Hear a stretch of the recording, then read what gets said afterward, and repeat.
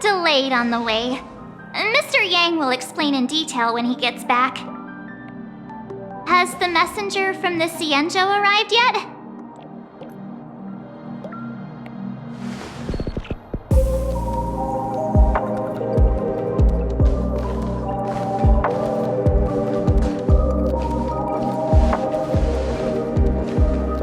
Long time no see, everyone.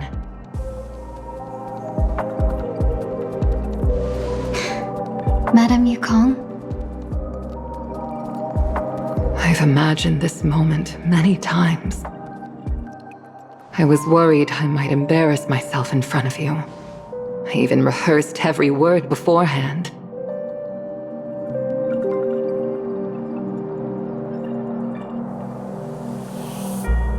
But now it seems it was unnecessary. Tingyun, I'm here to take you home.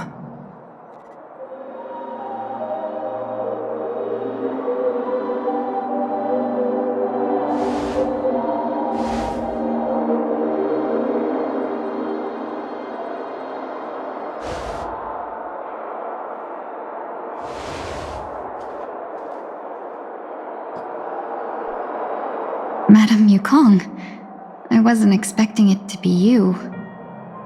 What a wonderful surprise. I wanted to come because, after all, it's you who's coming home. Yeah, me of all people. Your body. It's going to be tough from now on, isn't it? I've already escaped death once. What more could I ask for? Also, it's not all bad. I might even beat you at arm wrestling now. You're still the same, carefree as always. I have a lot I'd like to tell you, but I'll save it for the road. It's a long journey back to the Luofu. Even if we can't completely rid you of the pain, there must be ways to alleviate it on the Xianzhou. I have no doubt. But since we're alone here, may I ask you one more thing? Do I really have to go back to the Luofu? Why? You don't want to? Despite Fantilia's ruthlessness, she spared me when I should have been eliminated. And why did Miss Ron Mei, who has no ties to the Xianzhou, go out of her way to save me? It seems as if I've become a pawn in someone else's game. There are people within the Alliance who also believe that the suspect is now on the Yuchua. If that's the case, it's all the more reason for me not to return to the Luofu and complicate things. I might as well take advantage of this situation. Take advantage of the situation? What do you mean? Right now, the marks of ruin inside me maintain a delicate balance. Moreover, they were created by Fantilia herself. If possible, please inform the General and arrange for me to meet with the Marshal. Maybe this body of mine can help the Alliance get one step closer to the Xianzhou's enemies. When Ron Mei visited the Luofu earlier, she mentioned what happened to you. This coincided with when the message sent by the Astral Express arrived. The Arbiter Generals concluded that Fantilia did not intend for you to survive. If utilized strategically, this could give the Alliance an element of surprise. If we follow this plan, we must keep your resurrection hidden. But before making any decisions, I want to know what you think. If you wish to go home, I'll support you, no matter what others may say. Then I'm glad. I shall save you the trouble of hearing what those people may say. The road ahead is perilous. If you decide to take it, I won't stop you. Maybe I'm being selfish, but I still want to know. Are you choosing this because it's what you really want? I've come to see myself clearly in this dream journey. Perhaps it's what people call a blessing in disguise. There is someone who can attest to my true intentions. Please follow me. She should be around here somewhere.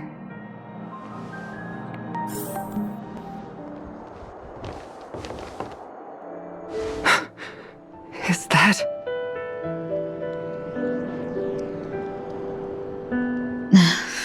After a strange encounter, I was fragmented into multiple Tingyuns, each embodying a different aspect of my memories. And one of them hasn't returned to me, because she ventured too far. Until now. You mean her?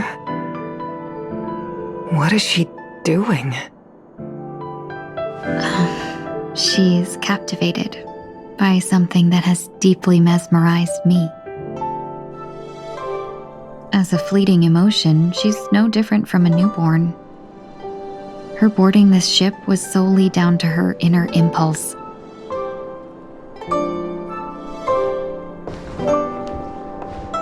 Madam Yukong, do you remember? Perhaps that was just an ordinary flight for you, but for a certain child, that was her first experience with the sky.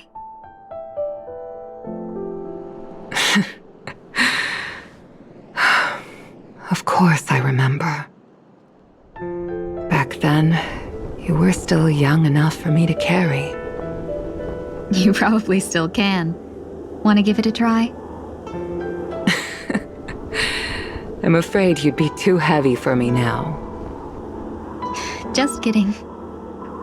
I remember you kept begging me to take you to the star skiff, and even dreamed of becoming a pilot. But once you were airborne, you were so nervous that you clung to others for dear life. This flight was a turning point in my life. The boundless cosmos unfolded before me. I was completely mesmerized, not just by the view, but by a realization. In this world, there are paths beyond waiting for us to explore. Even though I lacked the talent to pilot the star skiff and wasn't much of a warrior, I still chose to travel around with the Merchant Guild. Even to this day, this thrill still courses through me. That hasn't changed? Never. Now I can embark once more on my journey as a traveler of no return, exploring the paths that lie beyond. Speaking of which, how are things with the Whistling Flames? I've left Yan Ming in charge for now. He's reliable, but he can be a bit extreme, and might not always follow your principles as a traveling merchant. My principles. Forsake what others fight for and take what others abandon. That's the way to navigate the world and achieve my goals. I will continue to uphold my principles. But now I've also learned that while these merchant principles may apply to humans, they falter in the face of the gods. But this shouldn't fall on your shoulders to begin with. You are simply an innocent survivor in this war.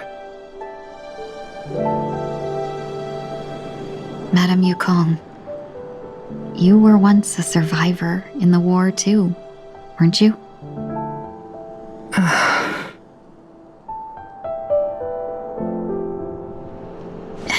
In a hazy dream, I vaguely remember someone telling me that the inescapable price of survival is often more adversity. But,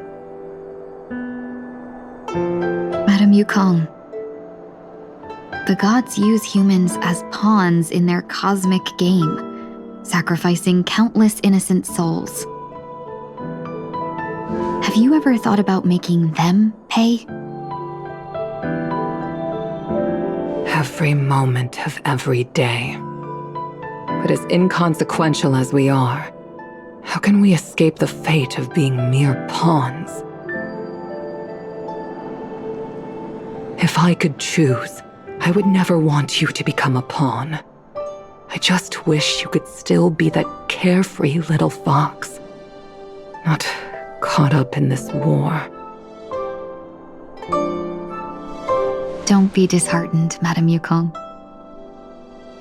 Thanks to the favor of the Lord Ravager, I've become a player in this game. Remember, it's often the unassuming pawns, the lone traveler, or the worm that subdues the dragon, that leave even the best strategists helpless.